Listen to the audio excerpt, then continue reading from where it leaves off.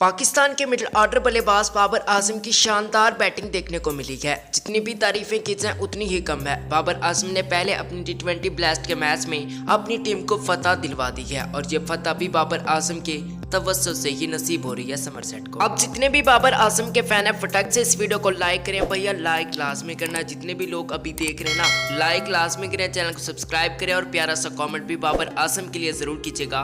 खासकर बाबर आजम के अगले मैचेस और फ्यूचर के बारे में आप लोगों ने मुझे जरूर कमेंट सेक्शन में बताना है। अक्सर लोग ये कहते हैं कि बाबर आजम का स्ट्राइक रेट अच्छा नहीं होता। आज मैं आपको बताऊंगा कि किस तरह की उन्होंने बैटिंग किया। बहुत ही आला बैटिंग का मुजाहरा किया। जिस तरह एक बड़े बैट्समैन को करनी चाहिए उसी तरीके की ही उन्होंने आज बैटिंग का मुजाहरा किया। न सिर्फ फखरे पाकिस्तान बाबर आजम ने अच्छी बैटिंग की बल्कि समरसेट को 8 विकेटों से फतह भी दिलवाई है, जो कि बहुत ही अच्छी बात है। और पहला मैच खेल रहे थे बाबर आजम, डेब्यू कर रहे थे T20 ब्लास्ट में और पहले मैच में उनकी टीम जीत चुकी है। बाबर आजम का भी अच्छा प्रदर्शन रहा है। बाबर आजम ने ओपनिंग करते हुए समरसेट की तरफ से 35 रन बनाए। सिर्फ 23 गेंदों का उन्होंने सामना किया, जिसमें उनके 4 चौके शामिल थे। अगर हम उनके स्ट्राइक रेट की बात करते गए, जिनकी वजह से काफी ज्यादा खुशी हो रही है और आप लोग भी काफी ज्यादा खुश होंगे।